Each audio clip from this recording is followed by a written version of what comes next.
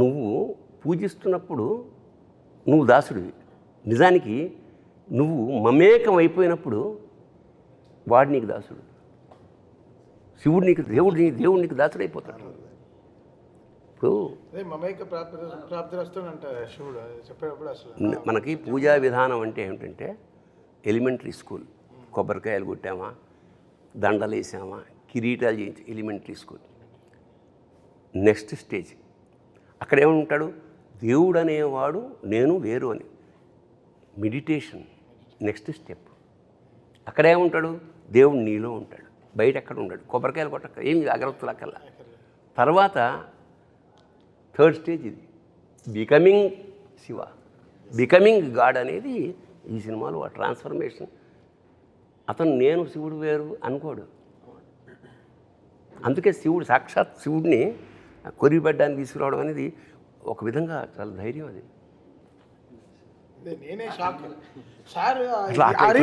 ఎట్లా ఒప్పుకుంటారు? ఆ రీల్ మాత్రం పంపించలేదు నాకు లాస్ట్ మినిట్ వరకు. ఎట్లా ఒప్పుకుంటాడు? దేవుడు వచ్చి పెడతాడా అంటే, ఒరే పిచ్చివాడా పెడతాడు.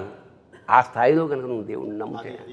అది 8వ రీల్ మాత్రం ఆపారు. 8వ రీల్ ఏంటి సార్ అంటే, సార్ సపరేట్గా మన ఇద్దరం కూర్చోవాలి మీకు చెప్తానని 9th రీల్ వచ్చేసింది. 8th రీల్ మాత్రం ఆపారు. బట్ చూసినప్పుడు అలా ఒక వేరే మూమెంట్. సో ఓకే, దీనికి ఆర్ఆర్లో వాయించేయచ్చు. బట్ దీనికి ఒక శివుడికి ఒక పాట, శివుడే అమ్మ రూపంలో పాడితే ఎలా ఉంటుంది, ఒక అమ్మ రూపంలో పాట పాడితే ఎలా ఉంటుంది అన్నప్పటికీ వెంటనే ఆ ట్యూన్ కంపోజ్ చేసి డైరెక్టర్ గారికి వినిపిస్తే ఆయన అప్రూవ్ చేయడం, వెంటనే దానికి అంత జనరల్గా నేను నమ్మేది ఏంటంటే, ఇప్పుడు పాడతాం తన పాడతాం, బట్ గుండెనే గొంతు చేసే పెనివిటి అనే వర్డ్ రాయడం అనేది గొప్ప.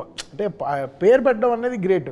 అలా ప్రాణం పోసిన శంకరుడా అనేది ఆయన రాసిన విధం ఆ పాటకి అలా తీసుకొచ్చి ఒక 100 కిలోలు బరువు పెట్టేసి వెళ్ళిపోయింది. సో ఇంకా ఆ బరువుని పరువు పోకుండా కాపాడే బాధ్యత మాది. కరెక్ట్గా అది ఎలా దాన్ని ట్రాన్సిషన్ కరెక్ట్గా ఇది పెట్టేటప్పుడు ఎలా చేయాలి, ఎక్స్ప్రెషన్కి ఎలా తీసుకెళ్ళాలి సినిమాలో చాలా ఎక్సర్సైజ్ చేసాం. ఫస్ట్ అఖండాకే చాలా ఎక్సర్సైజ్. అంటే జగపతి బాబు గారు దానం ఇస్తారు కదా ఇది బిడ్డని, అక్కడి నుంచి కాశీకి ఓ ట్రాన్సిషన్ ఉంటుంది. దానికి కూడా వెరీ ఆర్గానిక్గా దానానికి ఏంటి మంత్రం, అది వెళ్ళినప్పుడు కరెంట్గా శివుడు మన శివుడు దీంట్లో నుంచి నీటి బొట్టు పట్టేటప్పుడు కరెంట్ అంతా ఆఫ్ అయిపోతుంది. కాశీలో ఆఫ్ అయిపోయి మళ్ళీ స్టార్ట్ అవుతుంది, మళ్ళీ మంచి వెలుగు స్టార్ట్ అవుతుంది. సో ఈ studying of more things. Actually after Akhanda కొంచెం లైఫ్లో బ్యాలెన్స్ చాలా బాగా చేసుకోవడం మొదలుపెట్టాను. బ్యాలెన్సింగ్ అంటే ఒక బ్యాలెన్స్ వచ్చింది. అంతవరకు ఆడుతూ పాడుతూ తిరిగేవాడిని, ఇప్పుడు చదువుతూ పాడుతూ తిరుగుతున్నాను.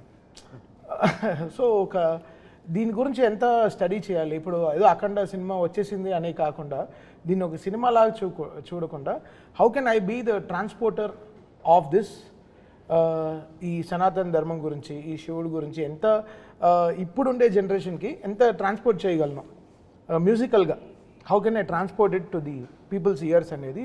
జనరల్గా మంత్రాలు అందరూ వింటారు, బట్ ఇప్పుడు ఉండే వాళ్ళ ఇయర్కి ఇప్పుడు ఉండే జనరేషన్ వాళ్ళకి ది వే దే ఆర్, అంటే మంత్రం అర్థం కాకపోయినా ఆ మ్యూజిక్ అర్థం అవుతుంది. అదే అంతే. Because this not language, no language.